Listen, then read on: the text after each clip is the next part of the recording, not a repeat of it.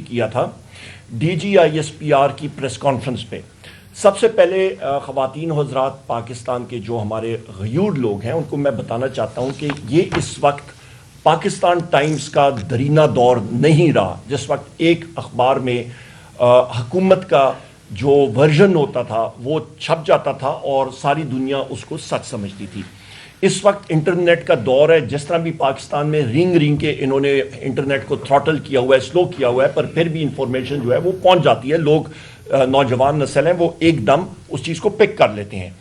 सबसे पहली चीज़ आपको मैं दिखाना चाहता हूँ फैक्ट्स पे कि आपके पास एग्जिबिट नंबर 1, फैक्ट नंबर 1, ये 8 तारीख की 8 नवंबर 2021 पे नंबर 1 आपको मैं बताना चाहता हूँ जनाबे वाला कि जितने आपके ऑपोजिशन और गवर्नमेंट के लॉ मेकर्स थे उनको उस वक्त की मिलिट्री और पॉलिटिकल लीडरशिप को ने कॉन्फिडेंस में लिया, और उस वक्त हमारी पाकिस्तान तहरीक इंसाफ की वज़ीर आज़म इमरान खान साहब की गवर्नमेंट थी, और उस वक्त के आर्मी चीफ जनरल बाजवा साहब और उस वक्त के DGISI जनाब फैज़ हमीद साहब और उस वक्त के DGISPR major general Babar Iftikhar साहब और बाकी जो लोग थे सीनियर मिलिट्री क़यादत वो मौजूद थी। और उन्होंने बुनियादी तौर पे जिस वक्त ब्रीफिंग दी तो उस पे मैं ये आपको अंग्रेजी में पढ़ के बता देता हूँ, उसका तर्जुमा कर देता हूँ। On the law makers demand to take parliament into confidence over the agreement with TTP, sources said the army chief assured them that they would be taken into confidence. The sources said that the martyrdom of former Prime Minister Benazir Bhutto in a TTP attack also came under discussion during the briefing, adding that it was stressed that the agreement should be reached while keeping in view the sentiments of the families of the martyrs. Number 1, बुनियादी तौर पे वहाँ पे हम लोग मौजूद थे। उस वक्त 3-4 साथ हम लोग उस वक्त असद कैसर साहब भी एज स्पीकर इस national committee of the national security committee of the national assembly की सदारत कर रहे थे, और उस वक्त जनरल बाजवा ने ये बात कही थी कि जो कि अभी शिबली फराज साहब ने कही कि हर एक कॉन्फ्लिक्ट या जंग का इख्तिताम जो है वो मुज़ाकरात के साथ होता है। और हमारे दो उस वक्त के ऑपोजिशन के मेंबरान उन्होंने सवाल पूछा था तो जनरल बाजवा ने उनको कहा था कि हम लोग ये मुज़ाकरात करेंगे। नंबर 2, उस वक्त के लीडर शहबाज शरीफ अपोजिशन लीडर और इस वक्त के सेनेट के चेयरमैन यूसुफ रजा गिलानी भी उस मीटिंग में मौजूद थे और वो यहीं पे थे।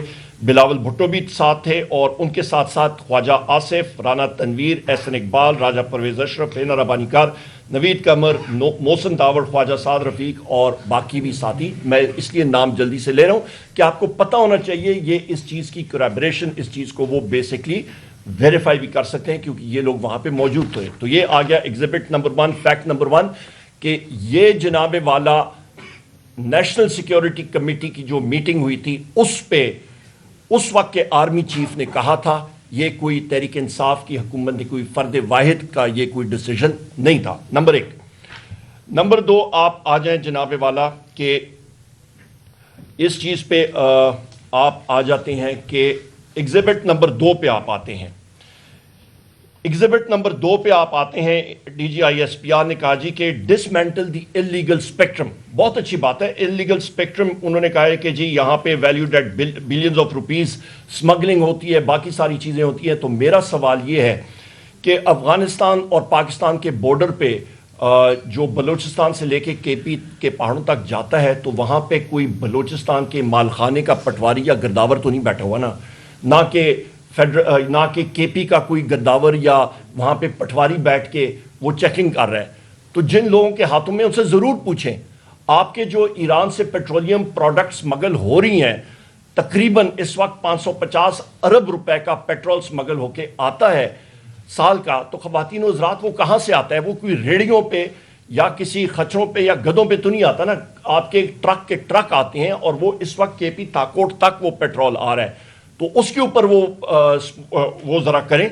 ड्रोन्स भी हैं, इंटेलिजेंस सोर्सेज भी हैं, पर ये तभी होगा जिस वक्त के इंटेलिजेंस एजेंसीज के एहलकार वो बजाय इसके कि आप मीडिया के साथियों के पीछे आपके पीछे वो जाएं और आपके मीडिया चैनल्स को वो कंट्रोल करें। और इस वक्त मुझे पूरी तवक्को है अल्हम्दुलिल्लाह कि जो हम लोग इस वक्त बात कर रहे हैं वो बिल्कुल नहीं दिखाई जाएगी अल्हम्दुलिल्लाह, ये मुझे पूरा यकीन है। تو لہٰذا جب اس چیز پہ وہ بزی ہوں گے اور ان کا مطلب اٹینشن اور سارا کا سارا فوکس ہوگا تو وہ ان اسمگلنگ کو اور اس انلیگل اسپیکٹرم کو کیسے دیکھیں گے. Point number 1. پوائنٹ نمبر 2 جناب والا انہوں نے بات کی کہ ٹیررزم جو ہے وہ تب ہوگا جب گورننس کے بارے میں انہوں نے بات کی اور بالخصوص کے پی کو انہوں نے اٹھایا. سندھ اور بلوچستان اور پنجاب جو ہے ان کی آنکھوں سے وہ اوجل ہو گیا. جہاں پہ آپ کچے کے ڈاکوؤں کی بات کرتے ہیں وہ ان کو نظر نہیں آیا. تو لہٰذا کے پی کے حوالے سے میں یہ بات کروں گا کہ فیصل امین خان گنڈاپور صاحب ممبر نیشنل اسمبلی جو ہیں انہوں نے کل زبردست ٹویٹ کی ہوئی ہے اور انہوں نے یہ بتایا کہ اس وقت جناب والا کے واحد صوبہ ہے جس نے آپ کے آئی ایم ایف کے ڈیل کو کرنے کے لیے انہوں نے پروونشل سرپلس دیا. پنجاب جو ہے وہ خسارے میں. آپ کا جناب والا اس وقت صحت کارڈ پہ 30.3 ارب روپے جو ہے وہ کے پی حکومت نے مطلب سپینڈ کیا ہے, خرچ کیا ہے, باوجود اس کے کہ مرکزی حکومت نے وفاقی حکومت نے کے پی کا تقریباً 1500 ارب روپے وہ ادائی نہیں کیا جو انہوں نے ادائی کرنی ہے. 1500 ارب روپیہ خواتین و حضرات خیبر پختونخوا کا وفاقی حکومت نے دینا ہے, اس نے ادائی نہیں کیا. اور یہ جو ہے یہ سب کا سب کے پی اپنے وسائل سے کر رہا ہے اور اس کے اوپر تیمور خان جھگڑا صاحب جو فائنانس منسٹر کے پی کے رہے ہیں یہ بھی اچھے طریقے سے بتائیں گے. اسی طرح ادویات دیتے رہے ہیں, گندم دیتے رہے ہیں, یہ سب کا سب جو ہے شودا پیکج جو ہے وہ دیتے رہے ہیں, یہ سب کا سب کے پی دیتا رہا ہے. مرکز نے کیا کیا کے پی کے لیے؟ یہ ایک چیز آ گئی. اچھا, اس کے بعد آپ آ جائیں خواتین و حضرات فیکٹ نمبر 3 ایگزیبٹ نمبر 2 کے حوالے سے کہ آپ اس پہ آ جائیں. اور یہ میں آج کی ڈان کی اخبار کے حوالے سے بات کر رہا ہوں, وہاں پہ یہ آرٹیکل آیا, میں اس سے یہ دیکھ رہا ہوں کہ یہاں پہ یہ میں ابھی کوٹ کر رہا ہوں اس اخبار کو. No one at the press briefing reminded the general that even after P T I's departure in 2022 the military kept advocating talks with TTP in an in-camera parliamentary briefing on 5th July 2022.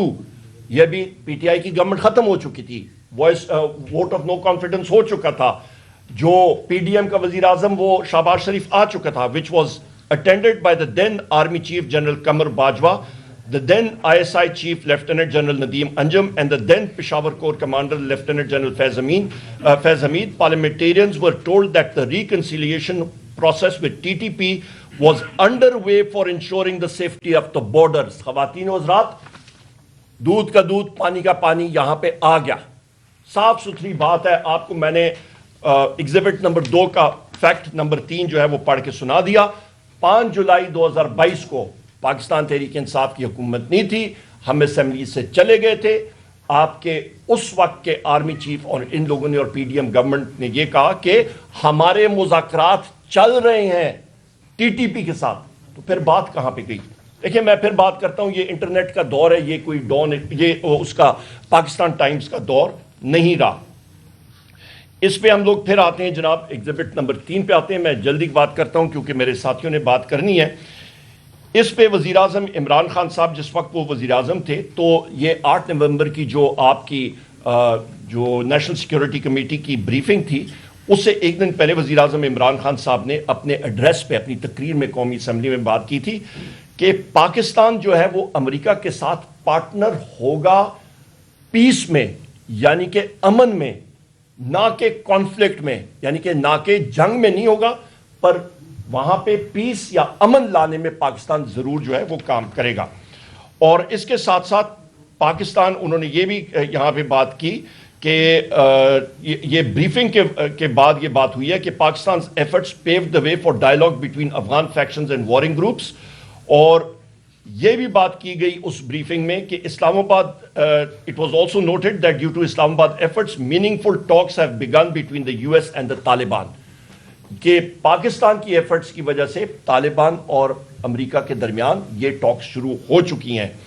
اور اس وقت یہ بھی کہا گیا خواتین و حضرات کہ Pakistan territory is not being used in the ongoing conflict in Afghanistan and we hope that Afghanistan land is not used against Pakistan, the DG ISI had said during the session.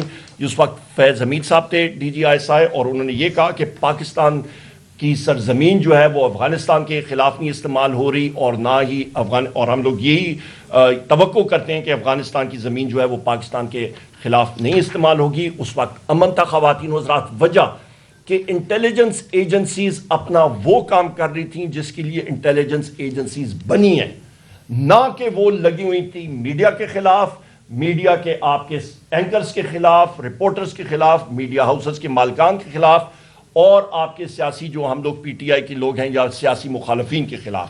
تو یہ وہ چیزیں تھیں جو آپ کے سامنے تھیں. اس وقت پاکستان جو ہے وہ ترقی کر رہا تھا, اور یہاں پہ میں یہ کہتا چلوں خواتین و حضرات کہ یہ حقائق جو ہیں, فیکٹس آر سیکرڈ, یہ حقائق آپ کے سامنے میں نے رکھ دی ہیں. اور اس کے ساتھ ساتھ میں یہ بھی کہتا چلوں خواتین و حضرات کہ ہم لوگ 9 مئی کے حوالے سے بھی بات کرتے ہیں. 9 مئی اور 26 مئی کے حوالے سے مختصراً میں بات کروں گا کہ 9 مئی اور 26 مئی کا ہماری 26 نومبر اور 9 مئی کے حوالے سے, میں معذرت چاہتا ہوں, 26 نومبر اور 9 مئی کے حوالے سے کہ ہماری مذاکراتی ٹیم کا ایک یہ ڈیمانڈ بھی ہے, اولین ڈیمانڈز میں ہے کہ ان کے اوپر آپ کے کمیشنز بیٹھیں, انڈیپینڈنٹ جوڈیشل کمیشنز ہو کہ دودھ کا دودھ پانی کا پانی ہونا چاہیے. آپ کے جو 9 مئی کی تحقیقات ہونی چاہیے ان میں وہ سی سی ٹی وی فوٹیجز آنی چاہیے, اور اس کا تعلق ڈاکٹر بابر اعوان صاحب ملٹری کورٹس کے حوالے سے بھی کریں گے, کیونکہ ملٹری کورٹس میں جو آپ کا جوڈیشل افسر یا پریزائڈنگ افسر ہوتا ہے, عموماً کرنل ہوتا ہے, اس کے پاس جائگ برانچ ایک پھڑپھڑا دے دیتا ہے, وہ انہوں نے مطلب پڑھ کے سینٹینس جو ہے وہ سنا دیا اور لوگوں کو انہوں نے اندر کر دیا. ڈیفنس کو وہ رائٹ نہیں ہوتا کہ وہ جا کے ان چیزوں میں جا کے دیکھے, اور انشاءاللہ تعالی یہ چیزیں آپ کی ہائی کورٹ میں اور سپریم کورٹ میں اوورٹرن ہو جاتی ہیں, اور اس پہ ہمارے اسیران میں جن میں حسان نیازی صاحب ہیں اور باقی اور سارے ہمارے اسیران ہیں جن کو یہ سزا ہوئی ہے, اس چیز کو ہم لوگ ملٹری کورٹس کو کنڈیم کرتے ہیں. یہ ٹرائیکوٹمی آف پاور کے اگینسٹ ہے کہ ملٹری جو ہے وہ آرٹیکل 7 میں, آپ کا میں بریفلی بتاتا ہوں آرٹیکل 7 میں اسٹیٹ کیا ہوتی ہے. آپ کی نیشنل اسمبلی, سینٹ, آپ کی مرکزی فیڈرل حکومت, آپ کی صوبائی حکومتیں, صوبائی اسمبلیز, آپ کے وہ ادارے جو ٹیکس عائد کر سکتی ہیں, فوج, کوسٹ گارڈ, پولیس, یہ سارے کے سارے ذیلی ادارے ہیں. تو فوج کا ایک ملٹری کورٹ جو کہ ذیلی ادارے کا ایک ادارہ ہے جو اپنے لوگوں کے اوپر وہ کر سکتا ہے, مطلب انفورس کر سکتا ہے ڈسپلن, وہ اٹھ کے جو 3 ستون ہیں آپ کے ریاست کے, جس میں جوڈیشری ہے, جس میں ایگزیکٹو ہے اور جس میں پارلیمان ہے, وہ جا کے جوڈیشری کا رول سویلینز کے حوالے سے وہ یوزرپ یا نہیں اس کو لے سکتا.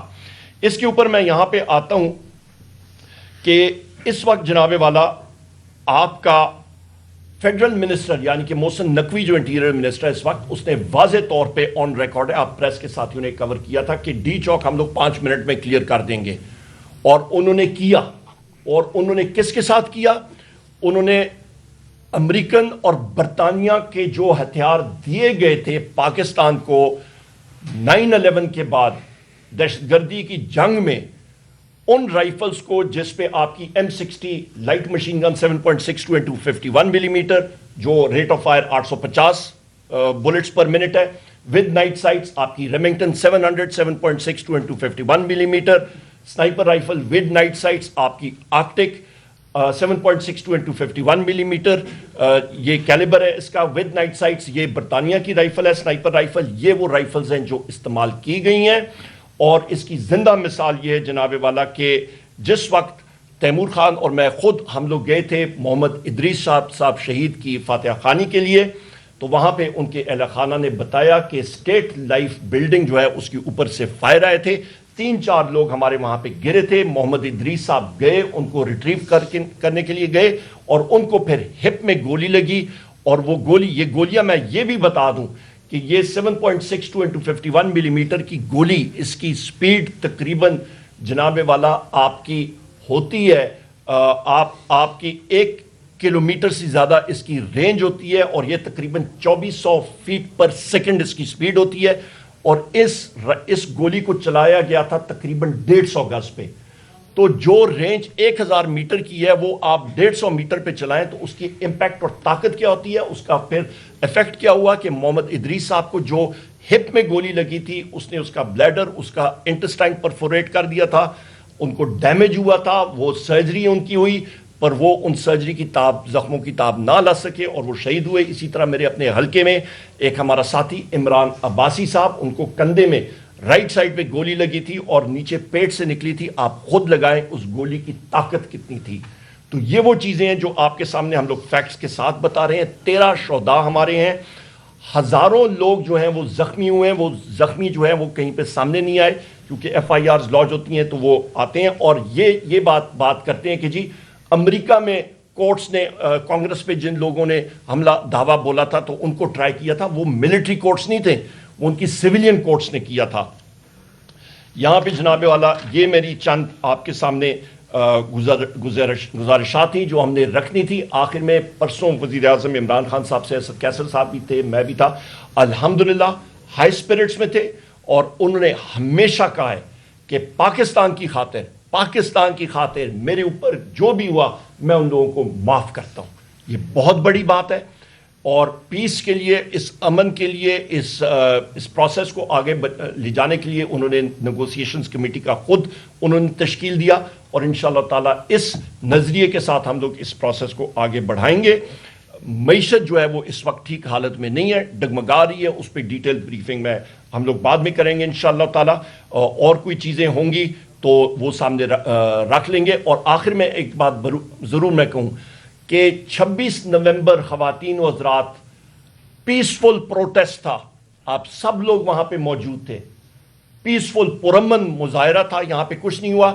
اور اس کے بعد جو ساتھ خون کی ہولی کھیلی گئی اس کو ہم لوگ کنڈیم کرتے ہیں. اور اس کے بعد بھی وزیر اعلیٰ خیبر پختونخوا صاحب پہ اور بشرا بی بی صاحب پہ جو قاتلانہ حملے ہوئے وہ بھی ہم نے سارے کے سارے یہاں پہ آپ کو ٹائم لائنز کے ساتھ بتایا اور اس چیز کو بھی ہم لوگ کنڈیم کرتے ہیں. بہت شکریہ جی.